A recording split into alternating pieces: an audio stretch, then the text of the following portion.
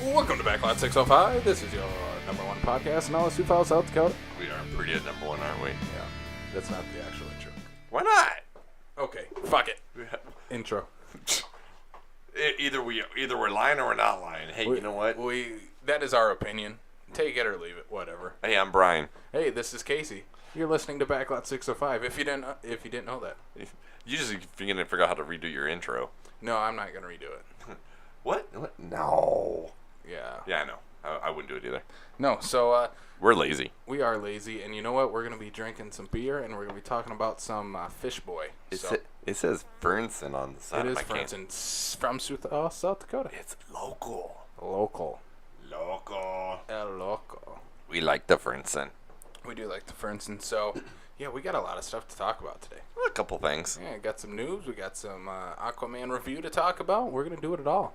We're gonna try. And you know what? It's right before Christmas. Anyway, Merry Christmas. Merry Christmas. Yeah, so this will probably drop on Christmas Eve. Depending on when I get my lazy ass to get it up. You know, actually I have a couple days off. Yeah, so you got plenty of time to get this. I got plenty of time to do Yes, this. so Merry Christmas. Merry Christmas. And we'll see you next time. No, God damn it, Scrooge McDuck, get your shit together. No. Yeah. So basically, I don't know where I was going with that. I don't know where you're going with that. What I will say is that we're recording this early enough that we have no fucking clue how the box office is going to be doing. That's exactly where I was going to go with it, and I completely forgot. I think the beer is getting to me already. Dude, you I'm barely... half a beer in. Oh my god, you're a fucking lightweight. Lightweight. Ugh. Oh my god, man. Anyway, so we thought it'd be fun, instead of doing the box office for the week, which we can't because we're recording this on a Friday night. It hasn't been in yet. Yep, we don't exactly have a box office. We thought it'd be fun to do the Rotten Tomatoes score for the 5 major releases that came out this week. Have you even looked at Thursday numbers? Aquaman won. No shit. Yeah. I actually think Mary Poppins was pretty close. So, but that one did have an extra day on Aquaman. So That is true. That did come out. technically 2 Aquaman days. did too. So Well, because the Wednesday. the Wednesday was only an advanced fan thing for literally one showing. So Let's jump into it. do it. Aquaman. Sitting at 63%. I mean, we'll talk about this more later when we get into our actual review. Mm-hmm. So, a little bit surprising. Where is that gauge with the rest of the DCU, though? That's what I was just going to ask. What is Wonder Woman's sitting pretty high in the 90s. Well, it's because it's Wonder Woman.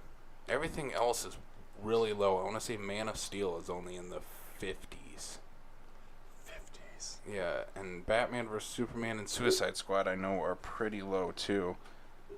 For me, I don't feel like this is very, I don't want to say accurate because Rotten Tomatoes is all subjective. It's subjective, but it does allow you to be able to look at both the critic side and the fan base side. Because, like, for instance, right now, Aquaman for the critics has got 64, but the fans are at 87. Which is a good example of saying the Justice League from the critics have a shitty of 40, but have a 73 from the fans. So that's where, like us, for example, call us a critic if you will or not. We're just two schmucks in a basement. But for the most part, I'm a big advocate of, take the shit you read on the internet with a grain of salt and go make your own opinion. Take the stuff you hear on this podcast with a grain of salt. Lots of salt. Lots of it. And pepper. Like a McDonald's French fries, lots of salt. What the fuck? Please tell me you're not a McDonald's guy too. No, McDonald's is nasty. Oh, thank God. Yeah, I can't do McDonald's, no. If she's actually listening, which I know that she's not, I have a coworker who is a die-hard McDonald's freak. Nasty. And it's not even cheap anymore either. I'm talking to you, Bree. Yeah. He called you out. Oh, I call her out every day with this shit. So, yeah, because I'm looking at Justice League. What's Justice League at for Well, that's what I said. 40 for the critics, 73 for the users. Sheesh. Batman vs. Superman is 27%. And 63 for the user base. I'm actually looking at all of them right here. Oh, you got them all. I got them all good. up. So, Suicide Squad, 27 for critics, 60 for... So, I mean, all the DC movies, as What's Man of Steel at? potentially craptastic as they are doing better from the people who are paying the money to go to the tickets, which obviously the box office is proving that. DC fanboys. 56 is 75. Okay. So, I mean, It's about Aquaman is pretty much on par with what Aquaman or with what Man of Steel got. Sort of, and I say as that, far as critics wise go. No, it's higher. Little bit. It's not got the little green splat yet. It's still above. It's still fresh. It's still fresh because it's got to get below 60. Yeah. But I mean, Justice League, Suicide Squad, Batman, Man of Steel are all the ones that are the stinky ones. So stinky. Here's the outlier that I'm seeing. Is, with the exception of Suicide Squad, Man of Steel, Batman, Superman, and Justice League. Bad critic. Zack Snyder. I'm seeing a trend here. Was there a trend? Yeah, they kind of crap. Whereas Wonder Woman, Patty Jenkins, great, very great response on both sides from the critics and from the fan base. And then you have Mr.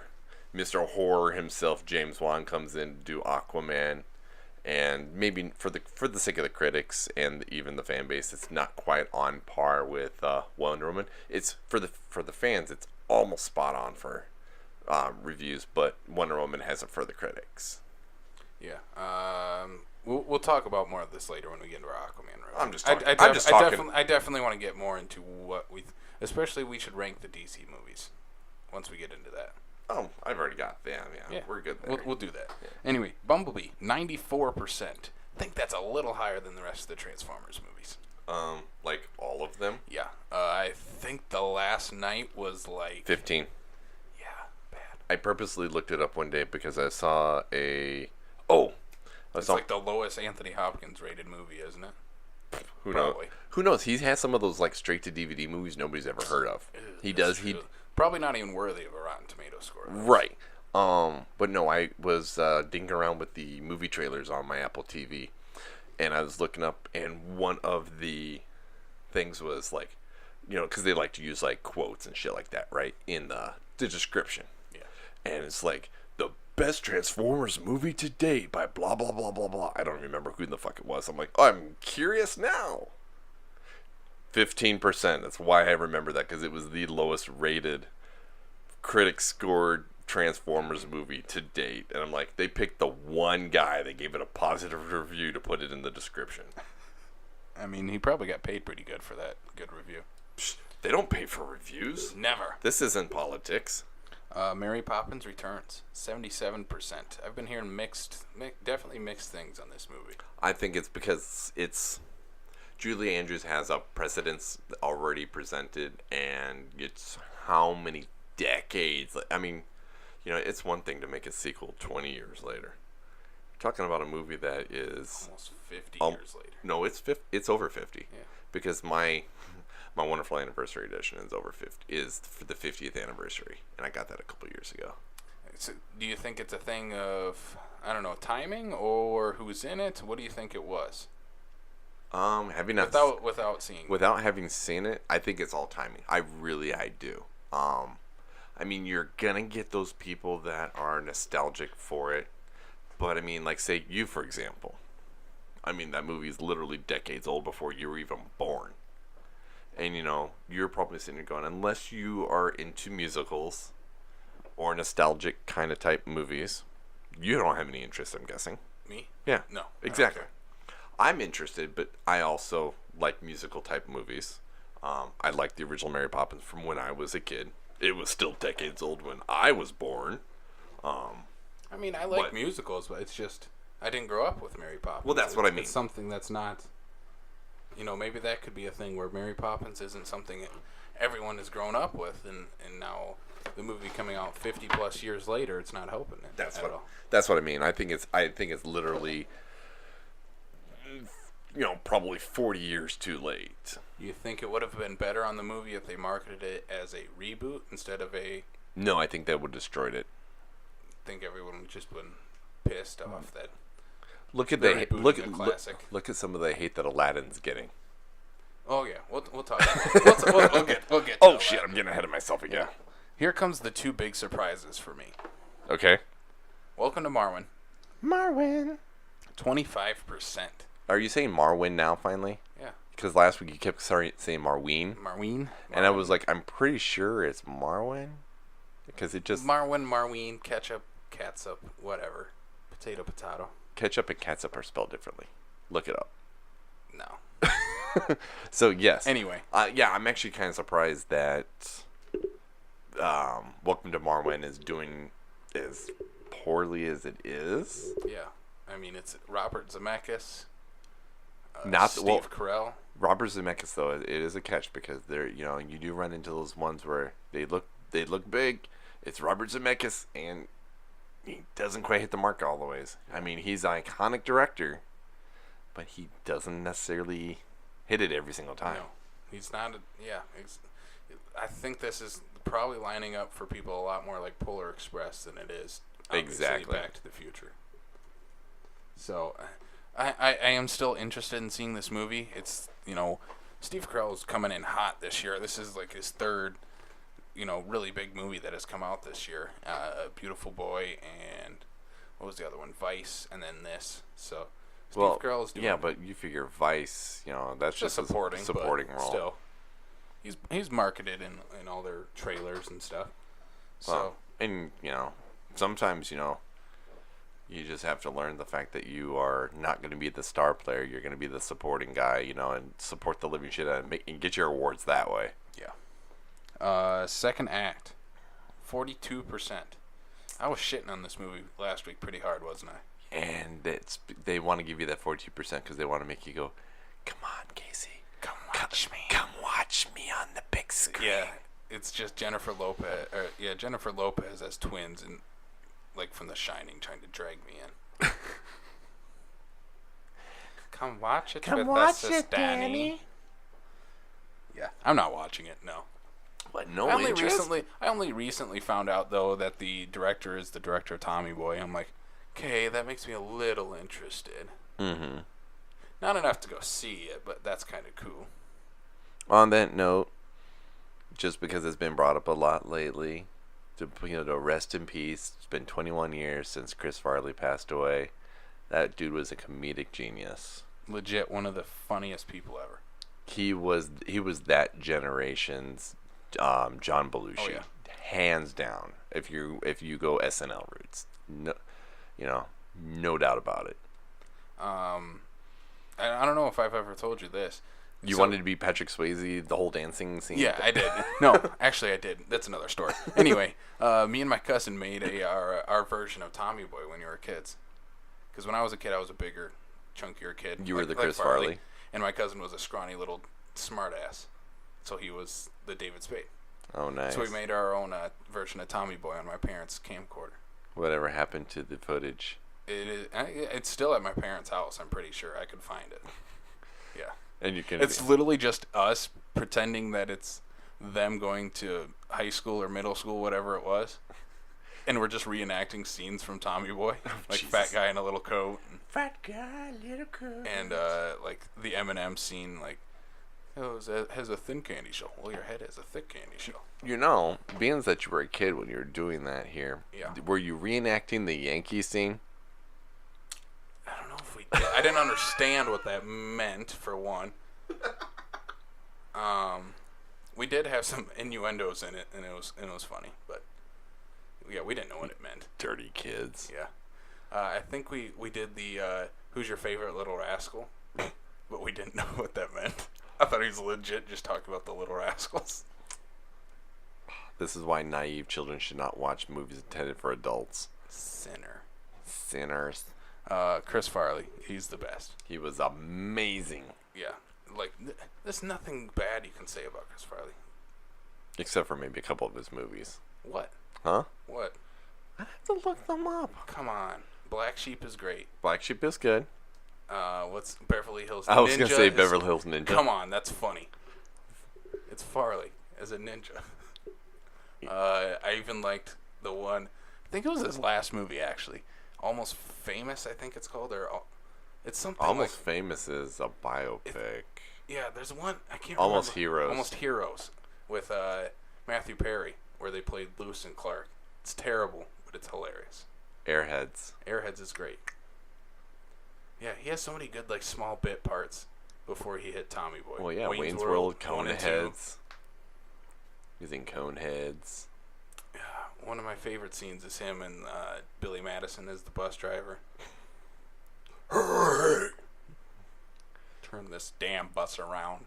It'll end your precious little field trip pretty damn quick. Okay, so in memory of the Chris Farley, can we move on to something maybe a little less depressing? Then what? How is that depressing? It's fun to talk about one of the greatest comedic geniuses of all time. Okay. At least so let's jump to Jennifer Lopez in second act. At least you said one of the best. Yeah. He is one of the best. So are you saying that she's the second best comedic act? Obviously. Let's talk about what we've seen this week, or last like 4 days. Okay. How about the Men in Black trailers, plural? Plural. I say plural because I saw that they released an international trailer, and while I found the international trailer on Reddit, I saw that they had a U.S. trailer as well, and they are definitely cut differently. Yes. I enjoyed them both. I didn't like the U.S. trailer. You didn't like That's the one I watched first. And that's the one where they're focusing on Tessa Thompson. Yes. What about it that you didn't like?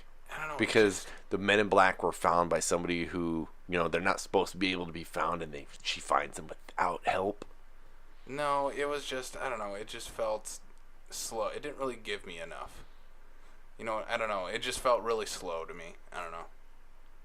I like the international one a little more. It has the opening narration by Liam Neeson. It's more the action and that kind for of that the dynamic between the two. And that for me, generally, I had a WTF moment where I was like, okay, I've known since they talked about this Chris Hemsworth, Tessa Thompson, Emma Thompson reprising her role from MIB 3, so that's how we definitely know that they're in. It's not a reboot. It's a shared universe. It's whatever. It's the international. Yeah. And then Liam Neeson shows up. Where the fuck did this happen? I'm like, I had no clue. I must have literally been living underneath a rock since they've been talking about this. The crazy thing to me is, remember this movie was supposed to be the 21... It started off as the 21 Jump Street Men in Black crossover. Not with these two. Not with Tessa Thompson and Chris Hemsworth. It was right around the same time that they were talking about this. No, because when they originally were talking about the crossover, they were still trying to get Will Smith back. They were still trying to make the continuity between the two. But this kind of spun off into that, though. Well, that's because Sony wanted to make their goddamn movie. Yeah. I think it's Sony. Yeah, it's Sony. It's Sony.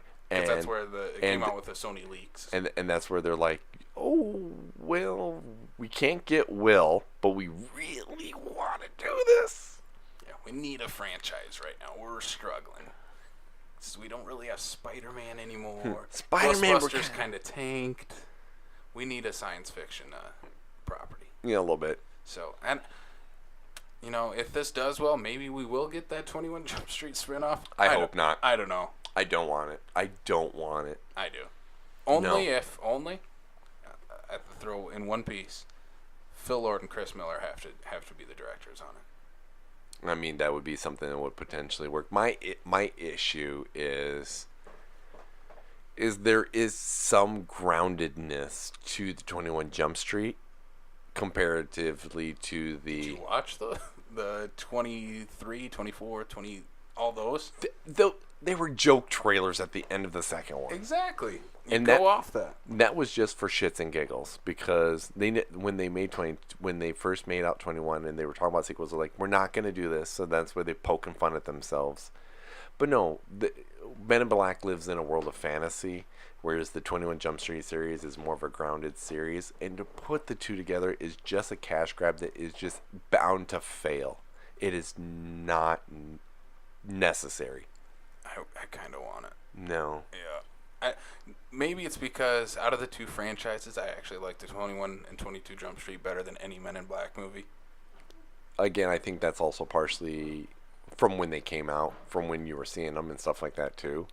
I mean, I was a kid when I watched the Men in Black movies. Like, I should have dug those, right?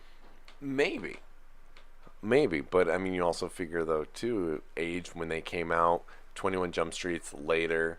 Yeah. You know, Granted, I was in high school, early college when 21 and 22 Jump Street, probably about the right age to watch those movies. right, exactly. Whereas, Men in Black, we're talking, at the pinnacle of the 4th of July Will Smith, late 90s. Because I think during the late movie star Will Smith. Yeah, because I think the only thing that was like late 90s that was Will Smith that wasn't a 4th of July movie was Enemy of the State. And that was like a November movie. Yeah, I don't know. So, no. Never been that big of a fan of the franchise. I do want to see this movie. I like Tessa Thompson and Chris Hemsworth. Their chemistry together is fantastic. Yeah, and we know they both can be funny. So yes, I want to see further stuff in this movie. I do. I do. Okay. Aladdin. Oh, you want to jump into Aladdin? Well, it's the next on the list. Right. You wrote the list, dude. I did write the list. You wrote the list, fucker. It's right here in front of me. So, Entertainment Weekly dropped some of the first images of Aladdin. We got that little teaser trailer. Briefly, it showed the lamp and Aladdin and a few other shots. And you know what my favorite part about the Entertainment Weekly cover shot that they did for that? What? Somebody on Reddit went and did a little Photoshop. Okay. And because one of the things they were talking about, for one, was the fact that Will Smith wasn't blue. So they made him blue. He was. Oh no, that was something else I saw. No, somebody went and took out Will Smith and photoshopped in Shaq and put Kazam 2 on the front of it. Okay, that would probably people would have liked that better than what the reaction is on this. Right. So basically, if you haven't looked at it, we can drop the image into the comments or something like that. But Will Smith is not blue, not CGI, and he just has a... We don't know how much of CGI we're doing for Will Smith yet. All we know is that he's getting a human form at some points in the movie, and that's what they're showing off.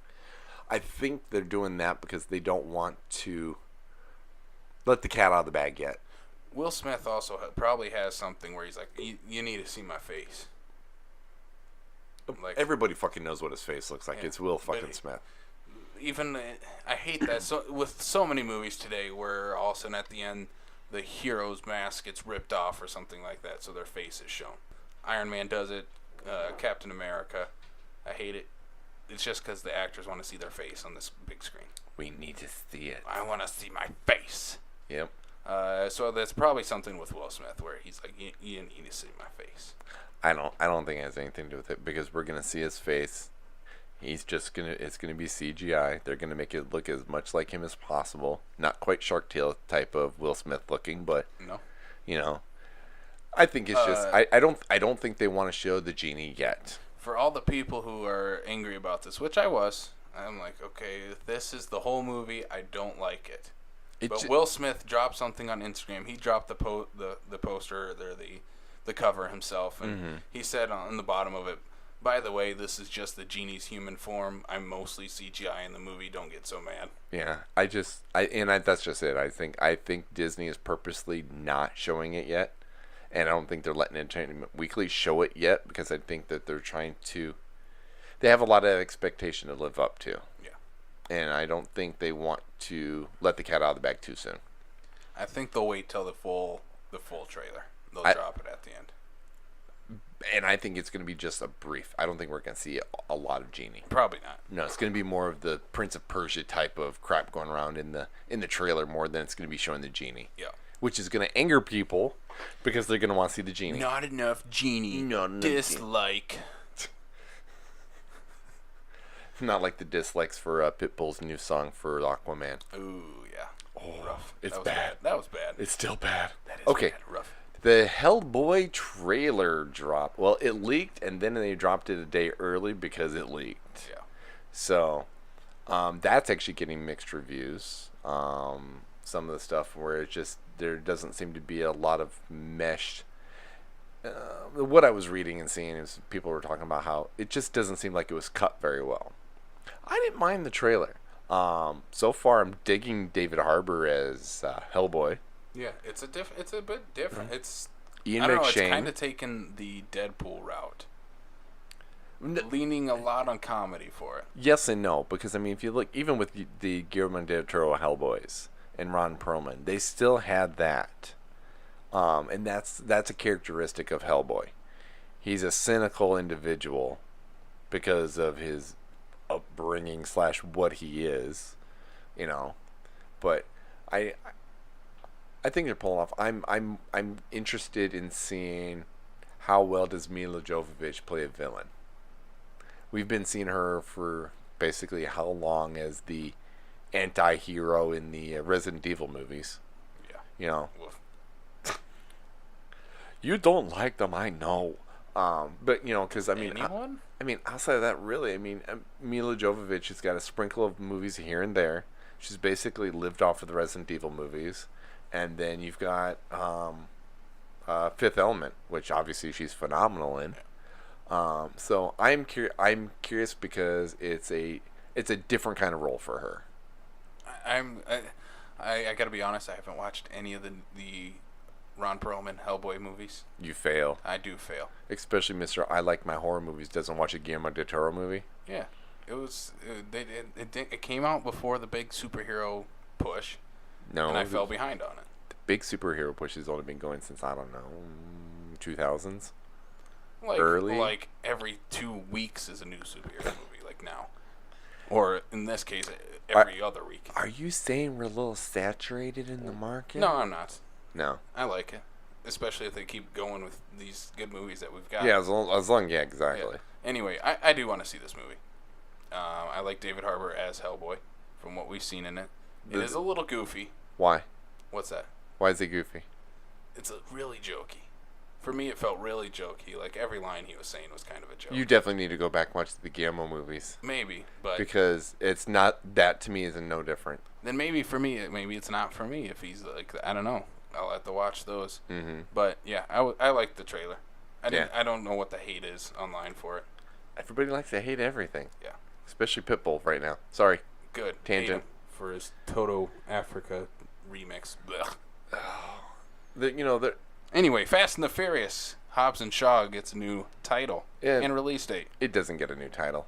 It gets a longer title. It gets a longer title. Fast and Furious presents Hobbs and Shaw. Which, I will stand by my previous statement.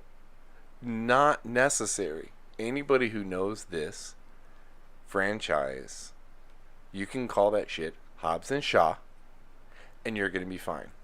I feel like they're trying to do like the Star Wars thing. No, I was actually thinking more of the Wizarding World, the Harry Potter stuff. Like the Crimes of Grindelwald did not need to have Fantastic Beasts in front of it. Oh, yeah, no. You know, they want to use the Fast and Furious, they want to use the franchise name to drive people to the movie, and it's like, you know what? This franchise has been around since 2001. This franchise will be over 20 years old when they complete the franchise without spin-offs like this one. People know the franchise that are going to go see it, and obviously the box numbers show. Most people know what the franchise is, so you don't need to put this shit attached to it. Just Hobbs and Shaw, straight, simple, to the point. I'm going to disagree a little. Why? Because you're a dick? Because I'm a dick. No. If it was called, like, like Dom and Brian, like the Fast and the two main characters, then maybe a different story. I don't know. Like, but these aren't the leads in those movies. Not everybody knows what Hobbs and Shaw is. Well, see, that's where I disagree with you, because like me, for example, I've been attached to this franchise since day one. I've seen every single one of them in the theater since the original one way back in 2001. The Point Break remake. Yes, the Point Break remake. Yeah. Reimagining, if you will. Sure. Rip off. But is that, The Rock has been attached to these things for the last, 4 movies, whatever you want to call it, and he's been attached for a while. This will be the third iteration of this character for Jason Statham. The fan base is there, and I don't think having the name attachment is necessary. I don't think it'll hurt it. Because it'll draw on people who you could easily put Hobbs and Shaw on the movie poster in the Fast 8 font, and you'd be done. You got to remember, though, you and I are movie nerds. We know this shit. Not everybody does, especially with Fast and the Furious movies. So That is definitely popcorn. Hey, let's go watch a stupid action movie, and that's it. Like, I know people like that. You say that though, and you know that we're movie nerds. That's why we know that. You do realize that just the last Fast movie was broke the $1 billion mark worldwide. Yeah. That's more than just a few movie nerds. No, I'm not disagreeing with that part. The part of like the name, I don't think anyone knows who that is. Like if I can go back to my hometown and everyone has seen the Fast and the Furious movies because it's got cool cars, got hot women, and it's got oily, muscular guys. Yeah, they've since moved past half of that stuff. Not really. It's still there. Well, I mean, they just don't race the cars anymore. Exactly. But I don't think it hurts it. But so that one comes out August 2nd, 2019. Yes. Yep, and then a year later we get Fast 9. Fast 9. With no official title, we just have our official date yet, which basically all they really did is just pushed everything back a year-ish from when they originally announced that they were doing 9 and 10. Because 9 and 10 were supposed to be 2019 and 2021 respectively. So this Hobbs and Shaw movie kind of pushed everything else back, which I don't think hurts it at all. No, but of course, Tyrese gets his panties up in a bunch and starts going off and saying that The Rock is the reason why his franchise is the one that's getting sidelined for an extra year. His franchise. Oh. Probably his only paycheck that he's getting. Yeah, he hasn't been making music lately. Yeah, he hasn't been doing much lately besides these movies. Well, I will preface that though. Just as in the same instance as someone would say that they haven't heard a new Ludacris album for a while. These dudes have been making Fast and Furious money for the last how many years? They don't need to. No. They just need to go home and relax with their millions and set up shop. Because, I mean, look at Ludacris is a prime example. He didn't come in until, Too Fast, Too Furious. He didn't come in until the second movie, right? The only reason why he came into the second movie is because they rewrote the role that he now is infamous for Taj. The very first movie has got Ja Rule in it, plays Edwin, or Ja Rule, he gets paid $5,000 for his role, plus he was like the producer for the soundtrack, whatever, right? Gets paid $500,000, excuse me, to do his role, right? They approach him to do Too Fast, Too Furious. But at this point right now, he's getting really hyped into his Murder Inc. music scene, right? So he turns down the role. And that's when they recast and rewrite it, and here comes Ludacris, and he's just been raking in the bank. And I just picture, and I've actually seen a thing with Ja Rule and I forget who it was. I don't know, producer, director, whatever the case is. Basically going on record and going, yeah, I fucked up. I should have said yes. Well, who would have known? Huh? Who would have known at that time? At Too Fast, Too Furious? Come on. Yeah, which I don't disagree at the same time, too. Too Fast, Too Furious is one of the ones that I feel is one of the weaker. It's the worst one. Yes. Yeah. And which saddens me because I was a big fan of John Singleton. His first trio of movies were absolutely fantastical.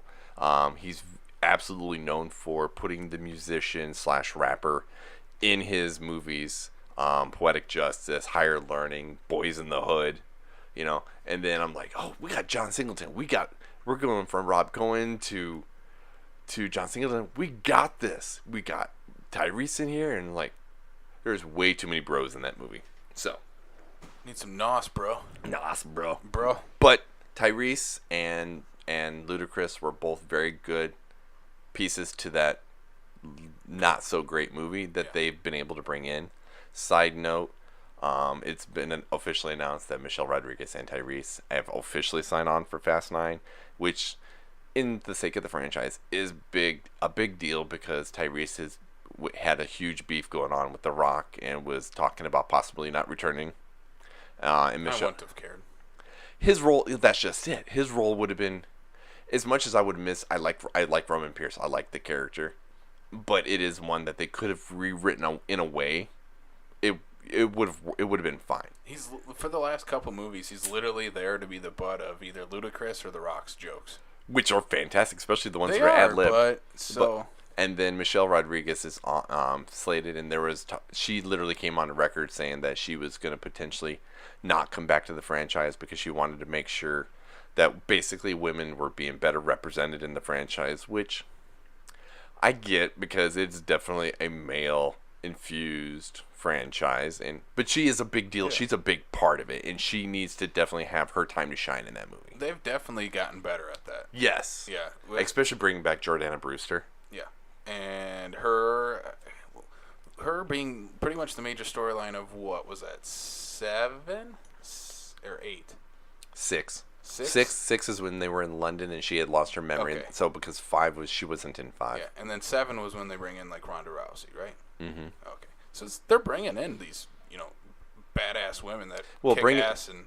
But you do have to admit, for the sake of 7, as much as one would like Ronda Rousey, She's not a good actor.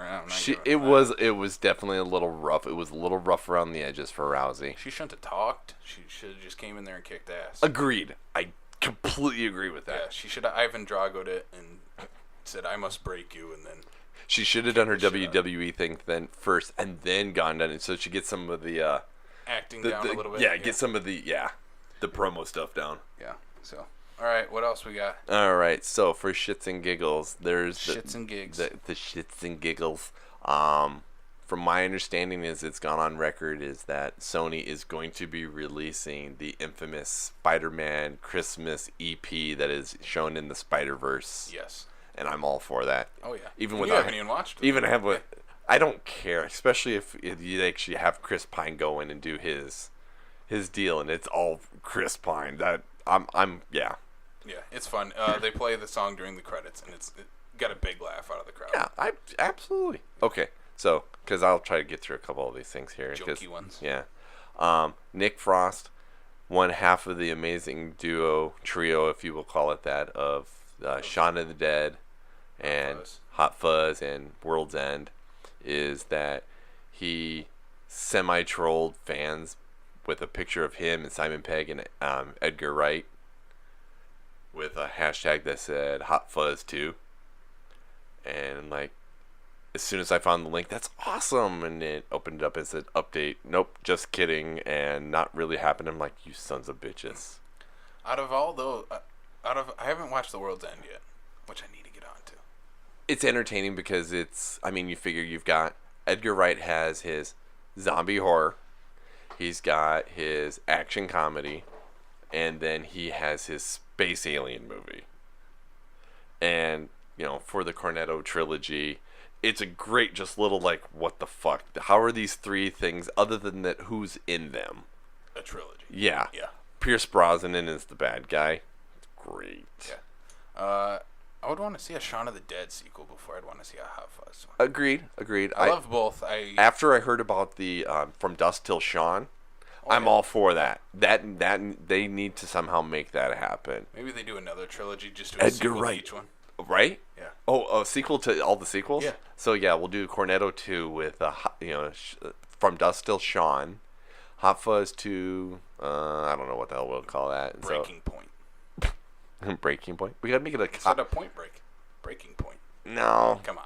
Oh wait, they referenced Point Break a lot in that movie. Never. Yes. I retract my statement. You are absolutely correct. You can have that, Edgar Wright. That one's for me. Right, and then World's End. I don't know whatever happens next. 2. Yeah. So okay, vice director turns down Guardians 3. Yeah. So Adam McKay, director of the upcoming movie Vice.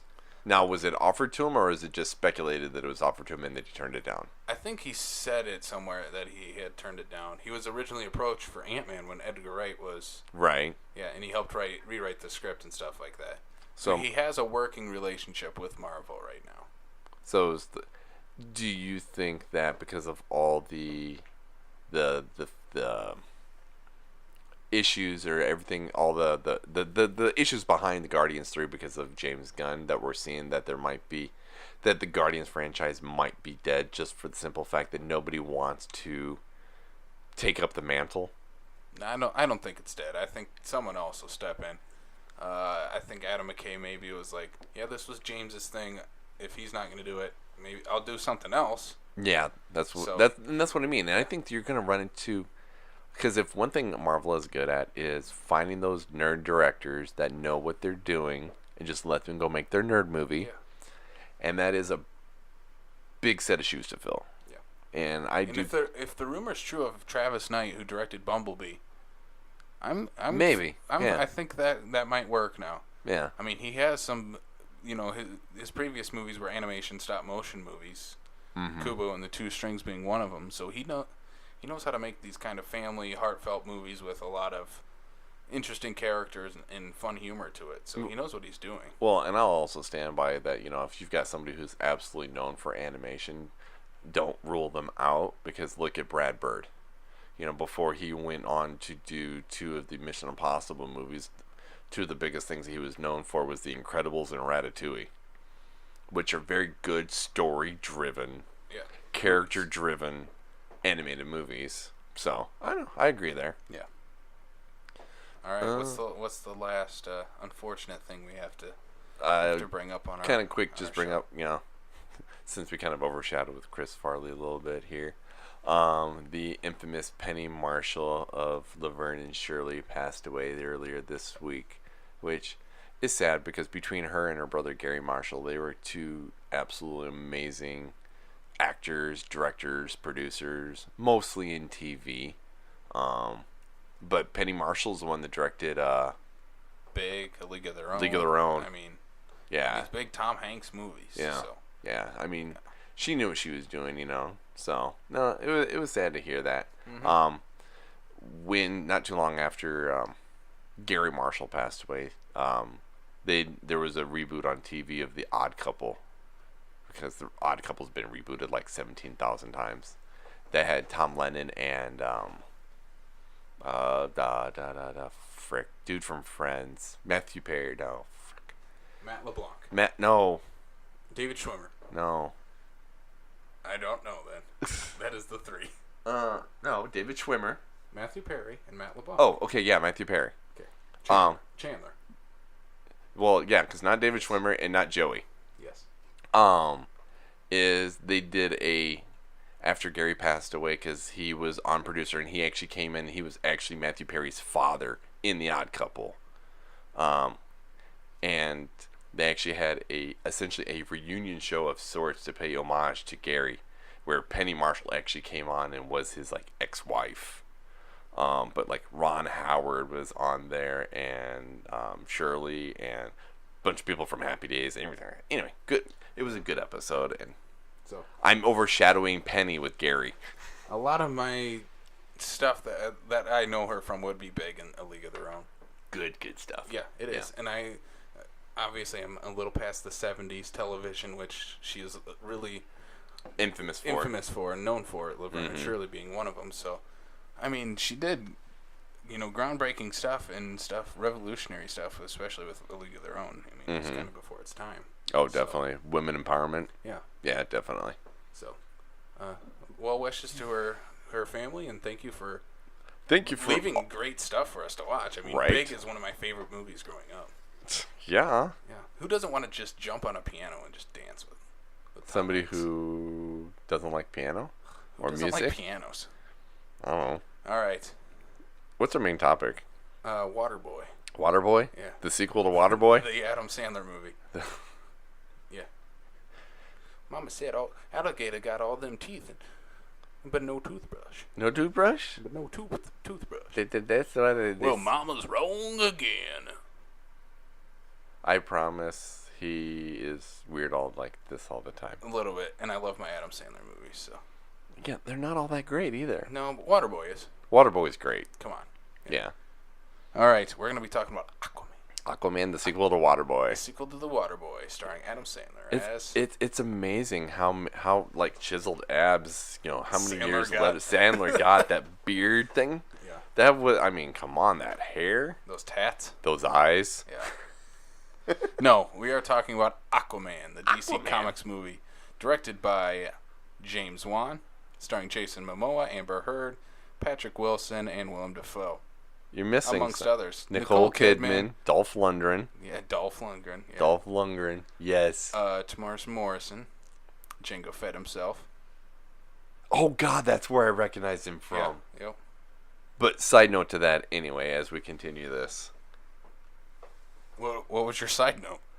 That's what you recognize him? No. So, obviously, when we first see him in the movie, it's when Arthur is young. Yeah. And minor detail, we might talk about things that you haven't seen yet. So we'll jump into spoilers a little later. Don't spoil it yet. Anyway, I'll spoil whatever the hell I want. That's what I do. We gotta let them know if we recommend it or not. I recommend it. So moving on. Wow, you're not gonna give me a chance to shit on this movie? Don't shit on this movie. I'm not, because it's actually really good. Anyway, so I do feel that DC again is failing at one thing that I know that Marvel is succeeding in, and that is de-aging their characters.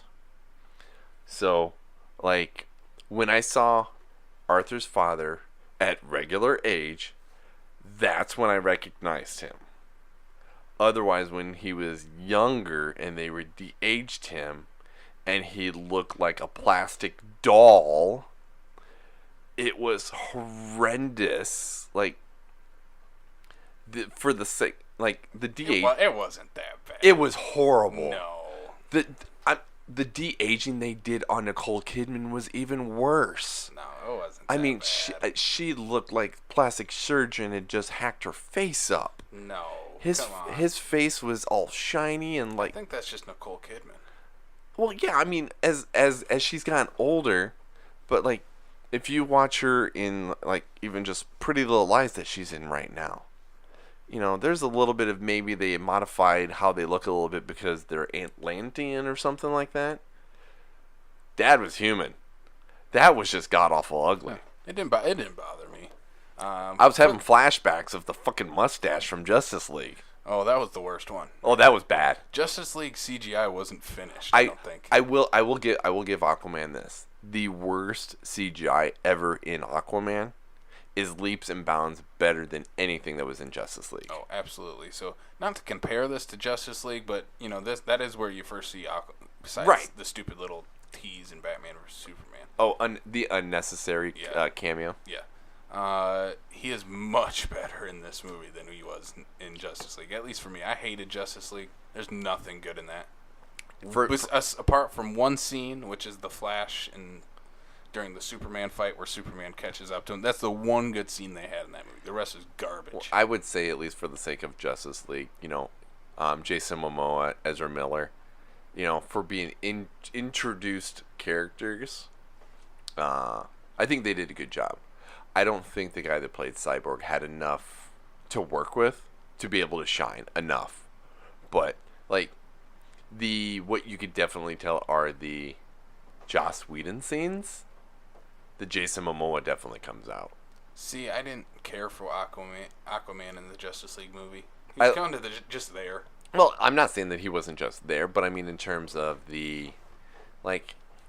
his cynicism, his attitude, like how you even see in Aquaman, where he's just like, whatever, I'm not, you know, he's that character in this definitely movie, which I'm glad they got more into. Mm-hmm. Which I think the biggest thing this movie has for it is having James Wan behind the camera. Oh, I agree. I mean, 100%. Visually, I mean, it's absolutely breathtaking. I mean, the fight scenes are amazing. Like big shots, like they show the action that's happening, and the CGI looks really good with all these shots. It's not up close garbage fighting, like most of the DC movies are, and most movies today are, unfortunately. But yeah, James Wan is the biggest key in this. I think that made it work. I mean, the CGI is perfect. All the acting, everyone knew what movie they're in. Yeah. I mean, this is basically a Saturday morning cartoon put to live action. You know, there were certain things about it, like, you know, that, you know, obviously it's a fantasy movie and whatnot, but, like, watching Nicole Kidman go all, like, ninja shit with her trident and whatnot, that seemed, like, To me, it's just looking like that's a stunt person because you're like for me, it didn't. No, it didn't work. No, between her and Amber Heard too. Like, it's just something about, at least Amber Heard's stunt double was a little bit more convincing. Which is saying something because I think Amber Heard was, of the casted individuals in that movie, was probably one of the weaker ones. Really? She looked like she wanted to cry all the goddamn time. No, I don't know. She worked for me. Her playing off Momoa, it worked. I don't know. I mean, they have decent chemistry between her and Jason. Yeah. I can't argue that.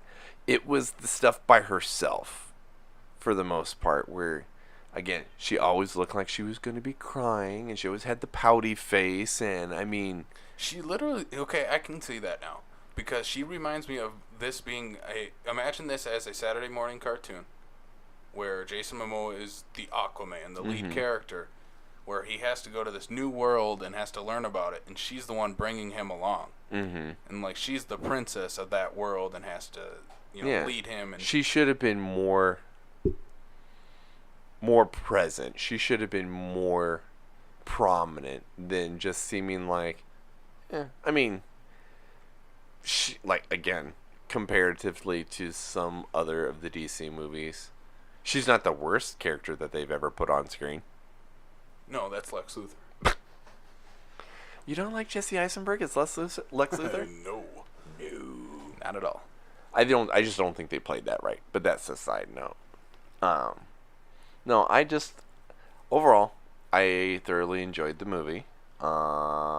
I do have to say I'm kind of in the same boat as what I see online in terms of the critics and stuff like that. That it's...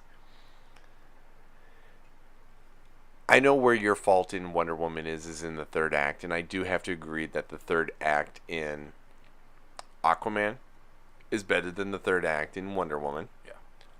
But I think as a whole, that's where I think, for me, Wonder Woman has a little bit more of an edge in terms of, like, there really isn't a bad casted person in Wonder Woman. I think just the transformation for Ares, I think that's where I get lost. That's bad. Right. The movie peaks at the no man's land scene. Yeah. For me. It's everything from that, it starts to go downhill, and then once you get to that reveal of Ares is this small-ass British dude, I'm like, okay, I'm done. That's Zack Snyder territory right there. He had to do something. He wasn't a werewolf anymore. He wasn't a werewolf anymore? No. Yeah. That's Professor Lupin. From what? I don't watch Harry Potter, if that's what you're talking about. Yes. The British guy that becomes Ares is... Of course he is. He's a British actor. He was obviously in Harry Potter.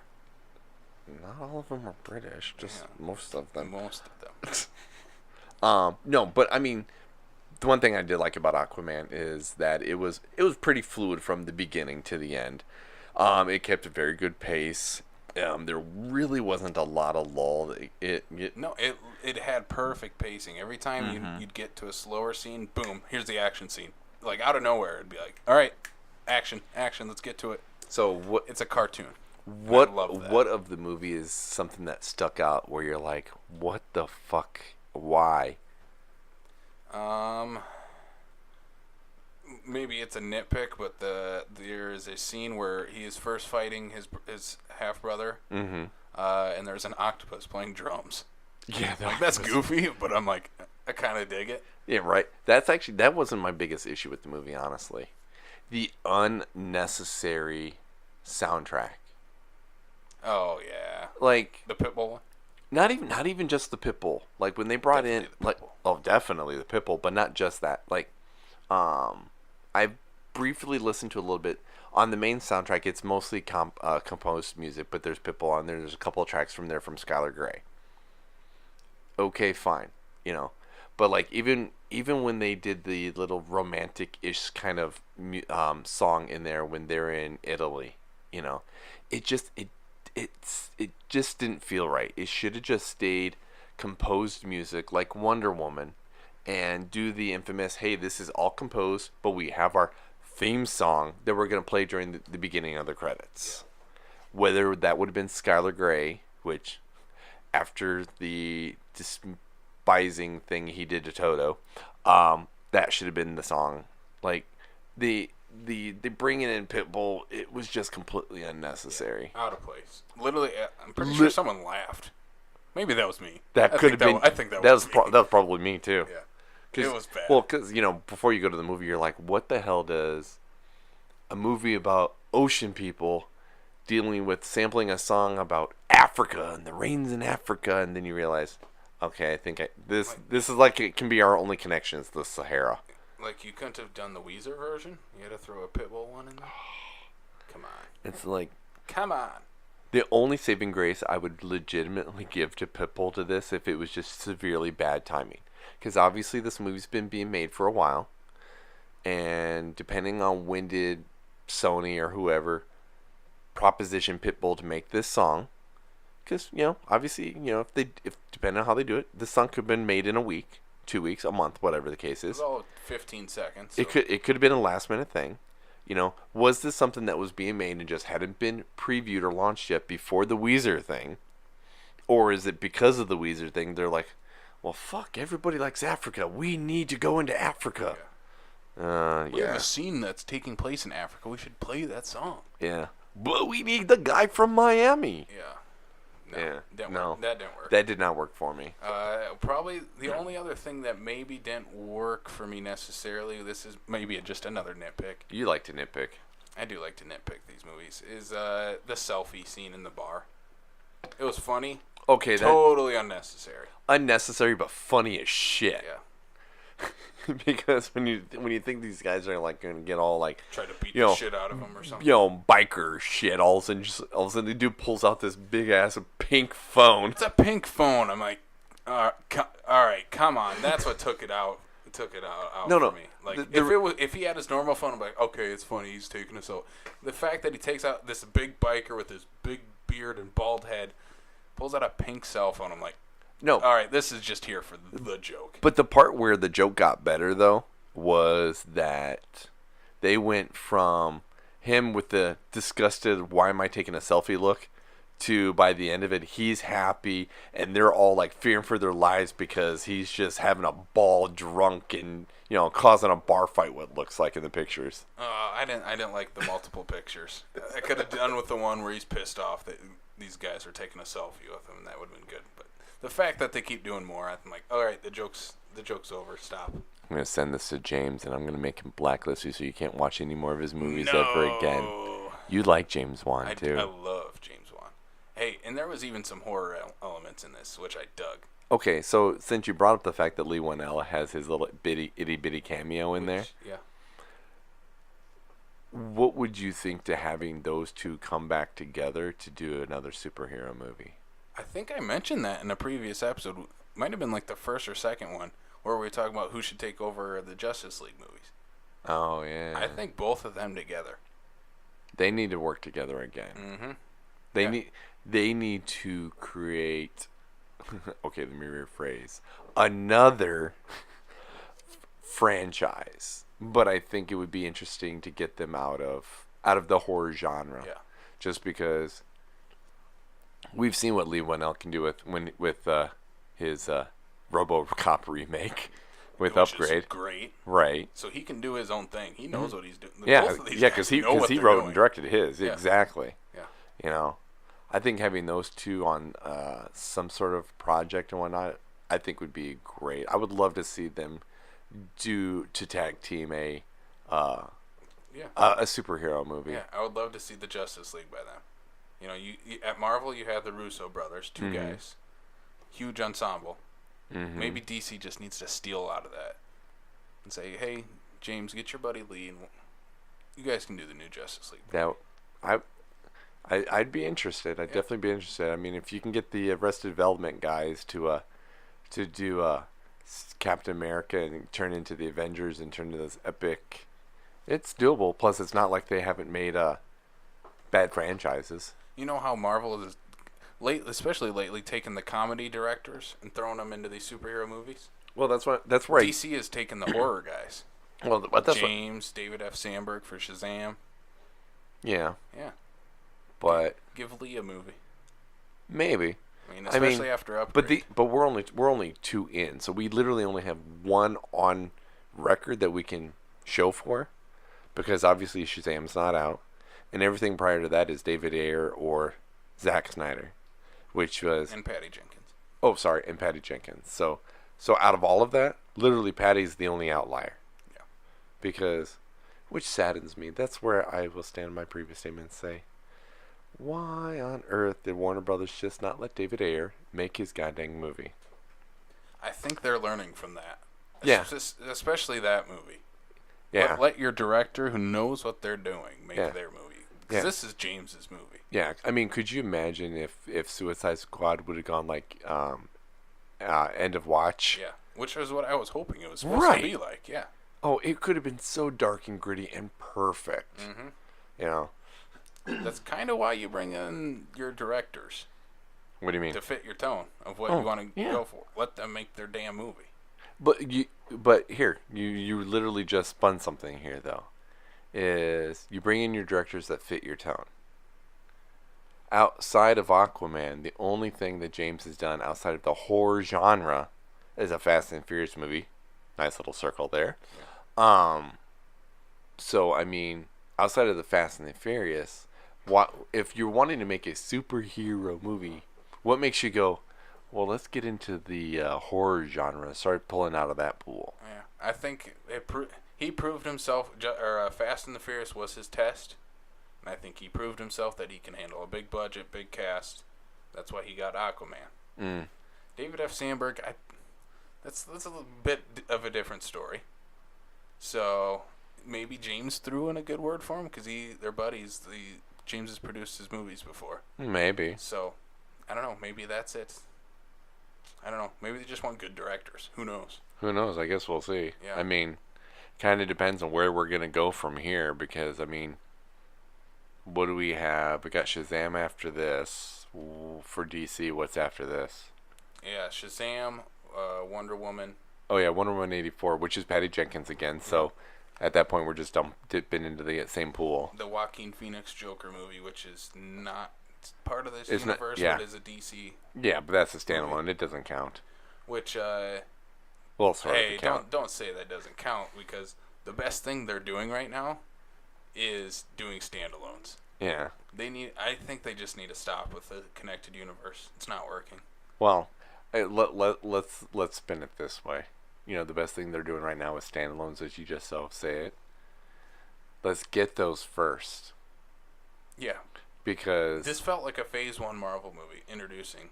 Oh, for Aquaman? For Aquaman, yeah. Okay. So I am going to say this.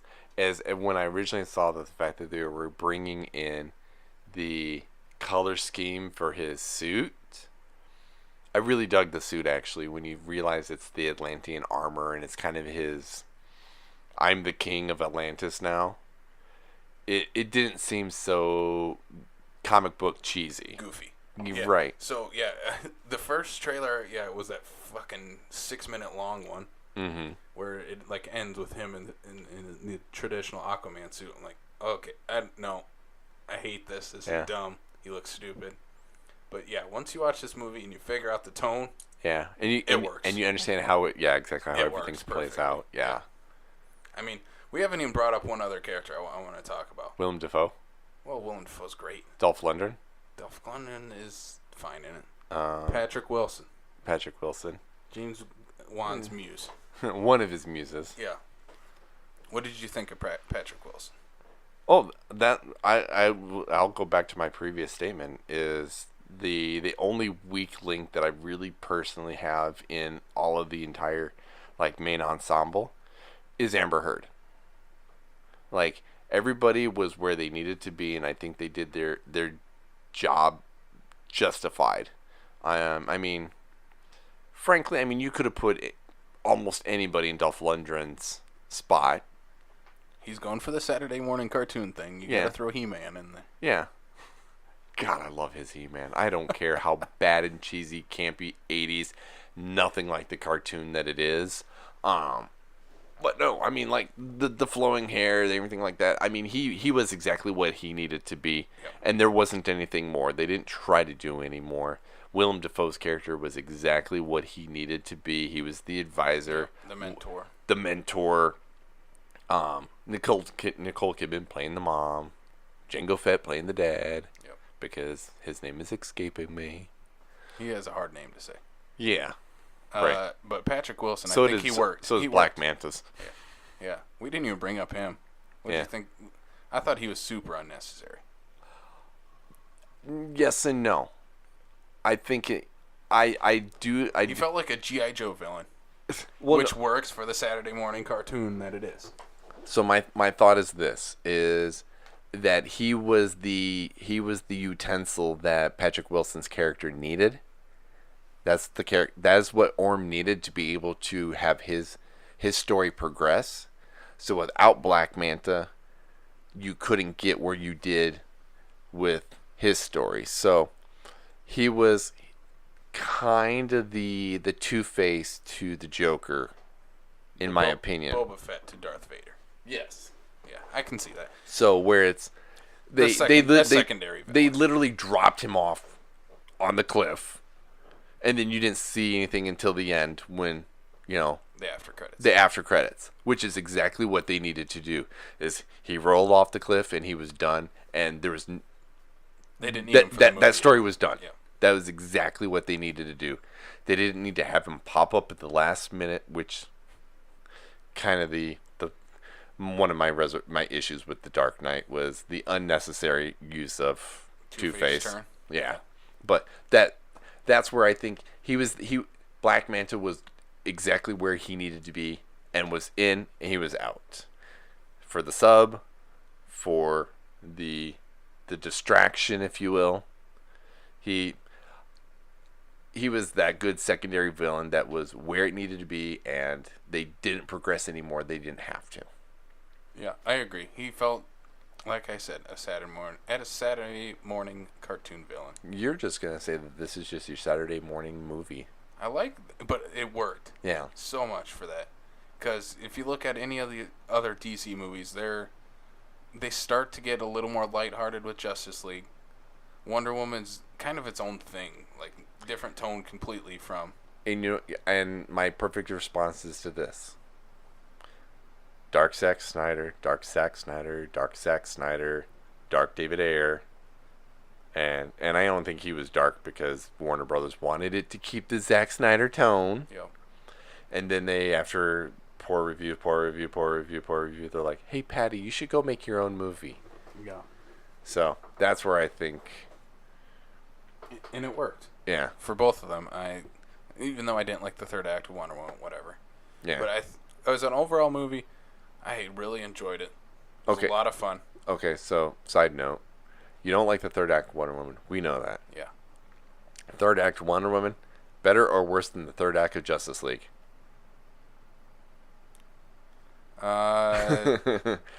Ares versus Steppenwolf. It's better than it's better than the Justice League. Just there's no redeeming anything in Justice League. Like Yeah. at least Justice League has no, that was bad. That was bad. Yeah, Justice League's bad, really bad. Yeah. Like I don't get how anyone likes that movie. I can't. It feels like a different time. Like that should have came out in the 90s. Oh yeah, When it was a the CGI. I agree. It was completely unfinished. At least it. Okay, rephrase. It felt unfinished. Yeah, Especially it really that, felt like they're oh shit, our movie's coming out. We can't even get Superman's mustache out of this. The fucking worm shit, like at the end. Oh yeah, It was. Ugh. Yeah, it was bad. Yeah, terrible. And like Superman is a little too overpowered in this, in that one. Like he literally shows up, beats the shit out of Steppenwolf. Like, okay, what do you need the rest of the team for? You have fucking Superman. I still need to go back and watch Mission Impossible because I want to see what this infamous mustache is all about. It gives a great fucking movie in Mission Impossible Fallout, the best one. Well worth it. Well worth getting a shitty Justice League to get Mission Impossible Fallout. Well, it's because Mission Impossible is just a good franchise. It is, and I think DC is starting to turn it around a little bit. Maybe Shazam, there's high hopes for Shazam. But the question is that if they're turning the ship, or did they learn their lesson soon enough to turn the ship quick enough before they're just gonna have to basically scrap everything? See, Wonder Woman was my, if this movie's bad, I'm done. Yeah. And it was good enough for me to keep going. Aquaman, I'm like, okay, if you're going to keep going and just do crazy shit like this, go for it. Yeah. And I think Shazam is going to keep that. Well, here's hoping. Yeah, so... I love Zachary Levi as a superhero. Yeah, like I said in previous episodes, I think he'll end up being their Deadpool. I only say this with love for Zachary Levi. He's no Ryan Reynolds. But Ryan Reynolds is also on a different astral plane than anybody in Hollywood. Right now, yeah. He's that shitty Pikachu. You don't like that Pikachu? No, I don't. I even watched it. Oh, my note! It played before the Aquaman movie, the Detective Pikachu trailer, and my girlfriend's like, okay, I get why you hate this now. Okay. So my note that I was going to make, so I didn't forget to say something to you, because we were bringing up Justice Smith earlier. Okay. Okay. So, here is your... Who do you get to pick? Right? Because you're like, he was an unnecessary secondary character for Jurassic World Fallen Kingdom. Shitty hipster. Shitty hipster. Hashtag shitty hipster. I ain't hashtagging that shit. Yep. Hashtag it, people. Let's make it happen. No! Okay. So, Justice Smith, Jurassic World Fallen Kingdom, or Ramon Rodriguez in Transformers Dark of the Moon. Remind me of who he was in Dark of the Moon. He was the roommate from college. Oh. The one that ended up becoming Bakuto in the Iron Fist. And you never watched Iron Fist, I didn't watch you? Iron Fist. I heard it was bad, so I didn't watch it. What are you asking? Who's worse? Yes. They're both bad. They're both shitty. That's not what I asked. You have to pick one. I would pick... It would be Justice Smith because at least... Because you want to hate on him now? No, at least because the Transformer movies are all shitty. And at least Jurassic World and Jurassic Park has those two movies that are decent. So he's not... Like, the other guy's in... Like, he's already in a shitty franchise. You can't get shit... Can't put shit on top of shit and expect anything different. You can put shit on top of dinosaurs and... You got a shitty dinosaur movie. Does that make any sense? I don't know. Now at that point you're just rambling. I am just rambling. But yes, it was bad. So you're not a fan of Justice Smith, huh? I'm not necessarily. I didn't say that. I'm not a fan of his character. I'm going to tag him in this. Do it. I don't care.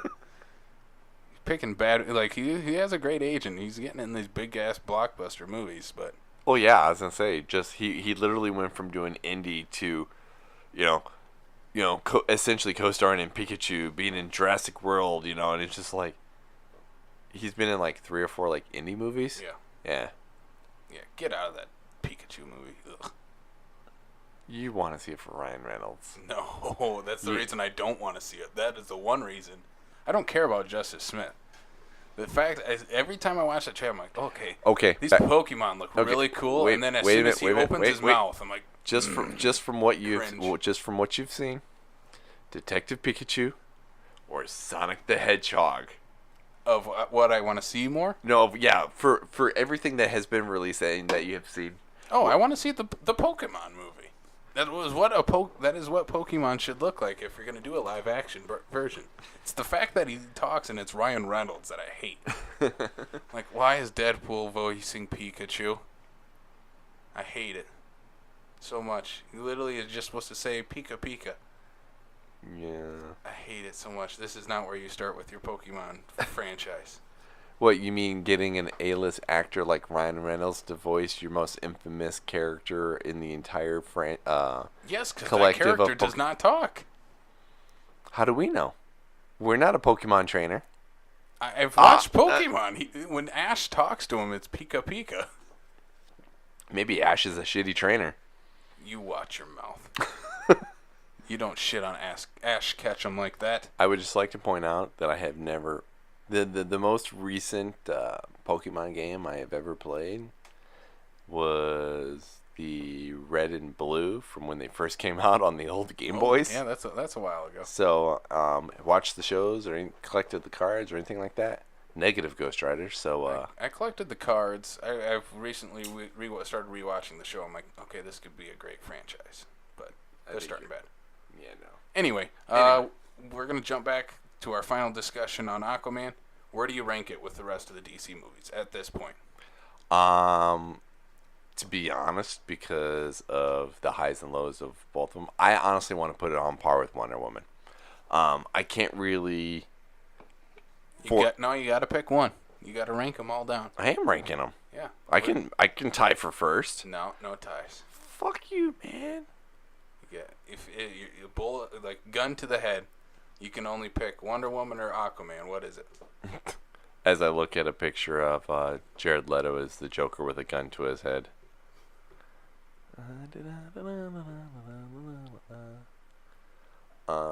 I will honestly still give shit in regards to Batman and Man of Steel as being the ones on the end. I think Suicide Squad was only bad because they didn't let David Ayer make his own movie.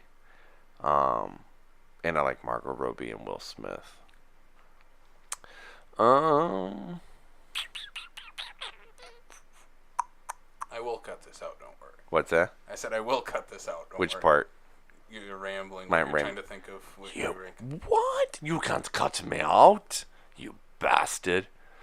For overall, from beginning to end, I would probably edge Aquaman out just a smidge over Wonder Woman. If I can't make a tie, There can only be one. there can only be one. That's where I would say is like Aquaman and Wonder Woman take place for first, Suicide Squad for second, and then Zack Snyder for all the Zack Snyders for third. All right. So, for me, Aquaman number 1. Yeah. Number 2, Man of Steel. Yeah. Fight me, internet. Yeah. Yeah. What I like Man of Steel a lot. My biggest issue is that I think Zack Snyder's just too dark for Superman. See, this is the only Superman movie I like. I think that's a matter of timing. I think that's literally you were too young, if not even alive, for the Christopher Reeve ones. Nope. So your first introduction into Superman was Brandon Routh. was Brandon Routh. Yep. Which for me, Brandon Routh wasn't even a bad Superman. It was a bad script. He was a pretty bad Superman too. No. See, that's what I'm saying. Is he has again? If you'd seen the originals with Christopher Reeves. I have. They're boring. Anyway, you're just I'm not Stupid millennial. You're fucking right. Is he pulled off the necessary Clark Kent, and like, I'm sorry, I kind of look at Henry Cavill as he's just way too. If he's supposed to play the nerdy journalist, Too machismo. exactly. Yeah. See, that's kind of partly my turnoff. Is that it's just, whereas at least Brandon Routh, the script is what I think killed it.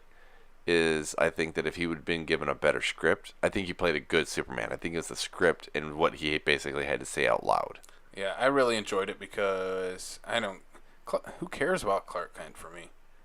So growing up, I never liked Superman. He was so boring to me. Yeah. So finally seeing him actually just kick ass and beat the shit out of someone, I'm like, he's Superman. He should do that.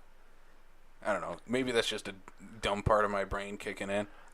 Partially I think so. And I come into it a little bit differently. I watched most of the movies. I didn't see this third or the fourth one until years later. But Fourth one's really good though. Being sarcastic, Brian.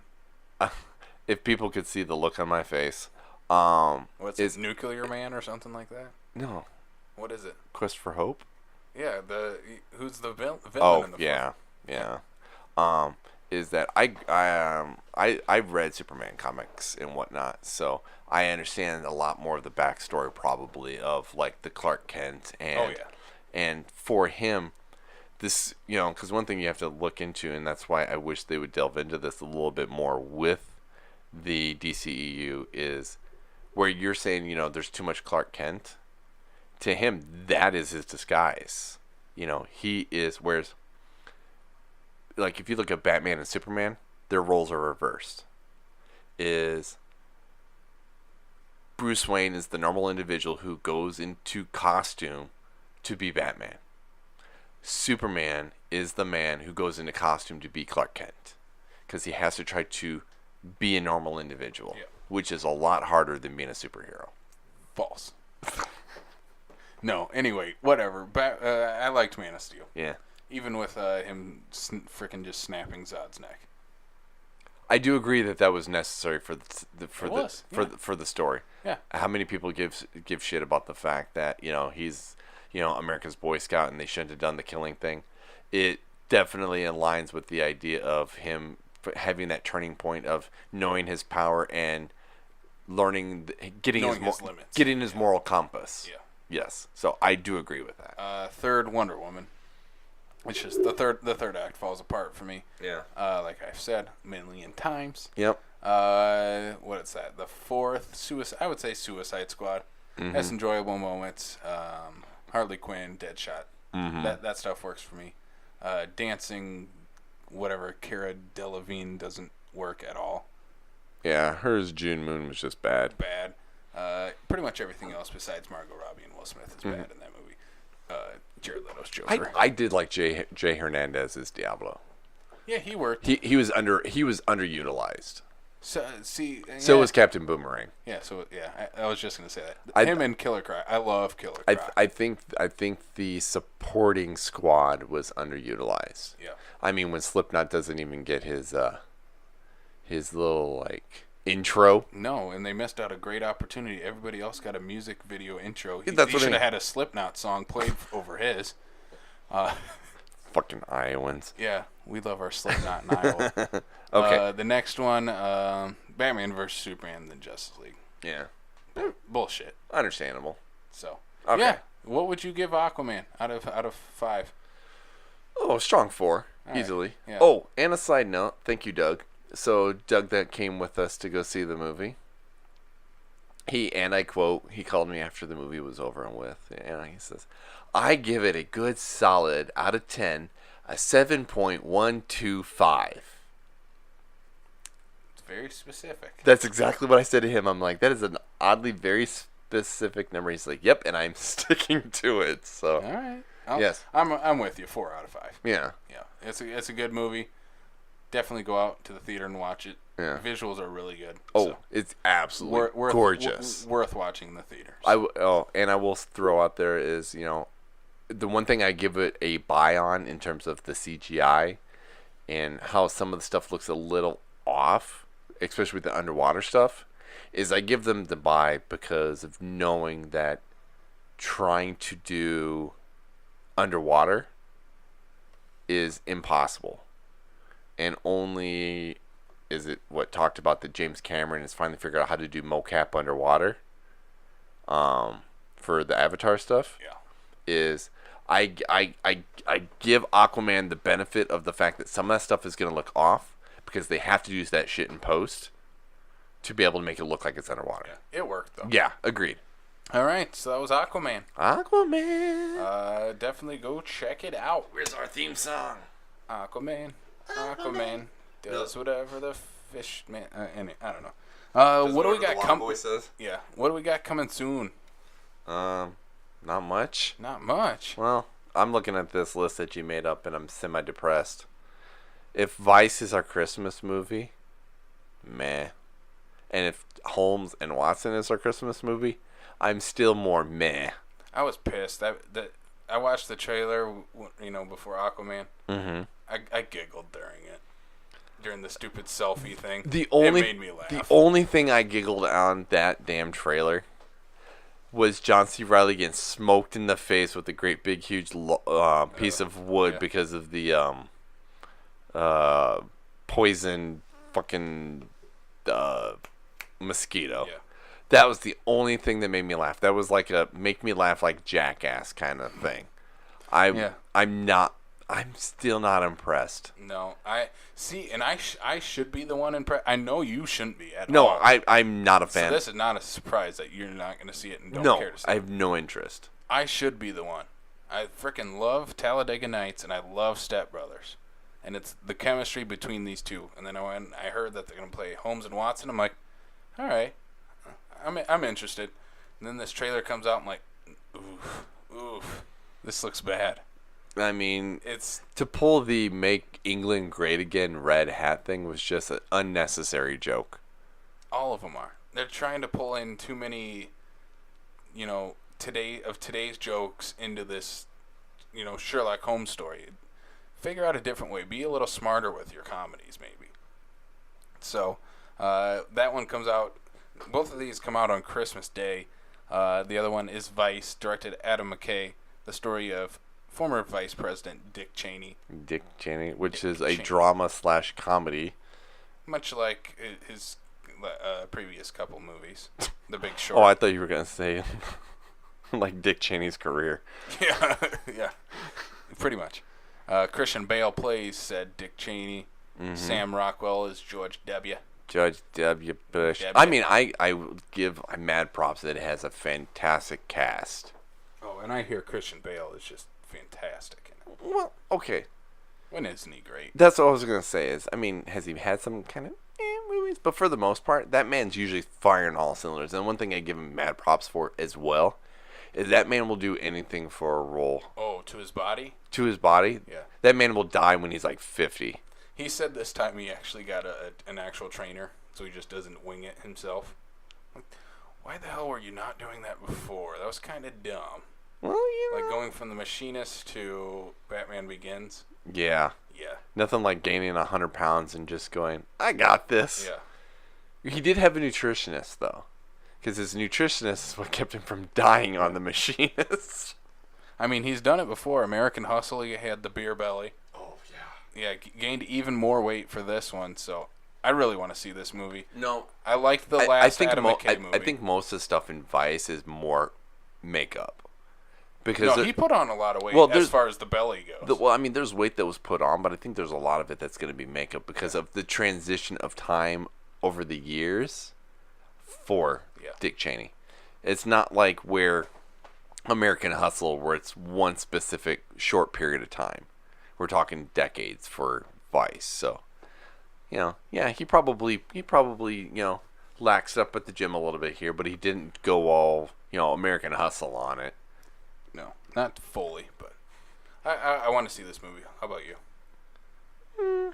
Yeah, on the fence. I don't know. I guess I'm on the fence. I mean, for me, these are two for the sake of Christmas. I'm not like jumping out to go see. Yeah. Like the next. They don't scream Christmas, really. That doesn't, for me, that doesn't necessarily mean anything, because the first time where I just started going to Christmas, movies, that a bunch of us decided, hey, we're just gonna ditch all our families and go for 2 hours and go watch a movie on Christmas Day, right?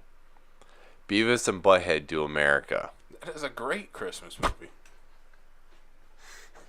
So for me, I want to see this. Did you watch The Big Short?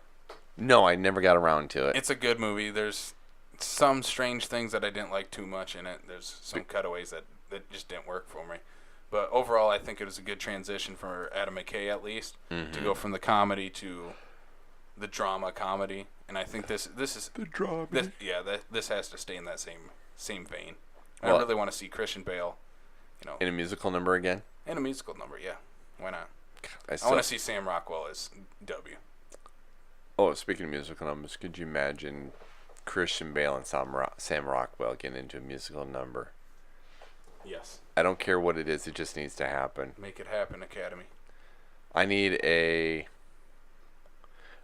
a sequel to Galaxy Quest. That will never happen. The crossover between Galaxy Quest and American Psycho. I don't even know how to respond to that. And it's a musical. Oh my god. Oh. I I literally just had brain cells literally just jump off of a cliff and commit suicide. Good. I hope so. Because that's something that needs to happen. No. Why? You don't like Galaxy Quest? Oh no, I love Galaxy Quest. You don't like American Psycho? I love American Psycho. So you put 2 and 2 together, and you like musicals. Yes, I like musicals, and there's some shit that just does not belong together. That might be one of them. Actually, American Psycho was turned into a musical, so. And a bad sequel with Mila Kunis. Yeah, and William Shatner. William Shatner's in it? Yeah. I was only intrigued when I saw Mila Kunis, but I never actually had the gall to actually sit and watch the movie. No, I've never watched it. American Psycho is in my top at least 10 favorite movies ever. The only pseudo sequel I tell anybody to even remotely think of watching for American Psycho is Rules of Attraction, which is one I need to watch. with James Van De Beek. The Beak. The Beak. The Beak. All right. What else we got to bring up? Anything? God, what do we have to bring up? Anything we got going on? What, around here? Around here? Around here? Full Circle, January 23rd. They're going to be hosting indie events. They're going to be bringing back Burning, the Oscar potentially nominated shortlisted foreign film with Steven Yeun. Yes, South Korea's official selection to the 2019 Academy Awards. Yes. So right now shortlisted, first time ever to be potentially nominated. Yeah. I think it's nothing but great things. I was gonna say, I think it actually holds a very strong chance of at least getting a nomination. Yeah, for best foreign film. So we're thinking either one of two things here, because we're gonna get the nominations on the 23rd or 22nd, and the movie's airing on the 23rd.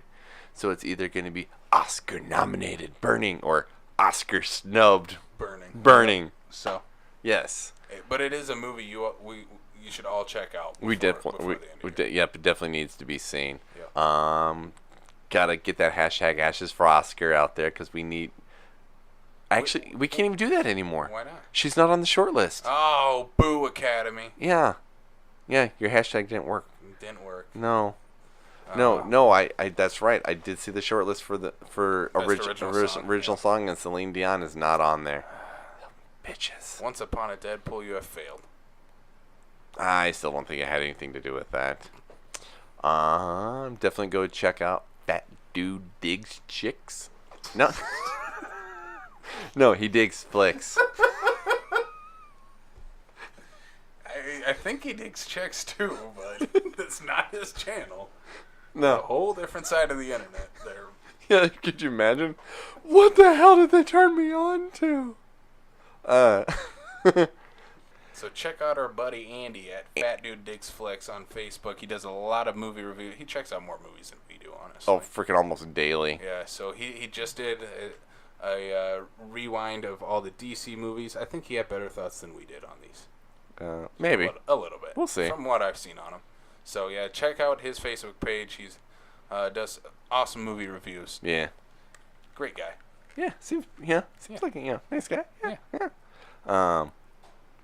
What else do you want to talk about? I want to talk about Two Schmucks in a Basement. Let's hashtag it every single time you guys talk about the show. Well, I hashtag it all the time. Yeah, so because you're a schmuck and I'm a schmuck and we're in a basement. We're two schmucks in a basement. Also, you can check out our on our website at backlot605.com. You can check out our TeePublic store, and you can buy any merch you want to from there. So yeah, it's a little bit past Christmas. Can't really get it as a Christmas gift, but buy something for yourself. Buy it for yourself. Get a sticker. Treat yourself. Get a T-shirt. Do it all. Get a cell phone case. And where can people find this podcast? They can find it. Well, if they found it, they're already listening to it. Hey, you are. Wow. Concepts. Apple Podcasts, Spotify, Stitcher, Google Play, and YouTube. Yes, you can also follow us on Facebook, Twitter, Instagram, and as Brian said, YouTube. Drop a comment on any of those things. You know, we always share our stuff on all the social media social media sites. Words are hard. Just comment with us. We want to talk. We want to This talk. is why we started this thing where you basically talk to each other. That's what this concept is. Yes. So, yeah, just talk to us. You know, send us a message our way, and, you know, we'll happily respond. And we'll pretend not to ignore you. Just pretend. Okay, let's rephrase. I won't ignore you. Casey probably will. Yeah, I'm a jerk. He's a dick. I'm a jerk. Jerk of a schmuck. He's a schmuck. All right. So, check out all that fun stuff. Fun stuff. Go check out Aquaman. Go check out Spider-Man. We have yet to check out Bumblebee, so no. We got some stuff we got to catch up on before next week. But speaking of that, today releases Bird Box on Netflix. That's Sandra Bullock. To me, it looks like a different kind of quiet place. It's getting compared to that quite a bit. Well, it makes total sense. I mean, it's just one sense to another sense. But I actually do think it actually looks good. It's on Netflix. I'm hopefully going to get that watch this weekend. That came out today. So, Yes. this weekend / this holiday, and try to get something up for that as well. Awesome. Yeah. Yeah. So yeah. Well, if we don't, if you don't see us before then, happy holidays and Merry Christmas. Merry Christmas and a Happy And, New Year. Yeah. We'll see them before then. No, we won't actually. Get your numbers Next time right. we'll be out before the new. It'll be a new year. Crazy. Oh shit. Oh shit. What does 2019 have in store? Hopefully more than 2018. I'm done with 2018. Yep. So a little tease for next week. I think we might recap a little bit of that 2018. Yeah, maybe. Maybe we'll look. See what we're looking forward to in 2019. Exactly. So until then, I'm Casey. I'm Brian. And you're listening to Backlot 605. We'll see you next time. Schmucks in a bracelet.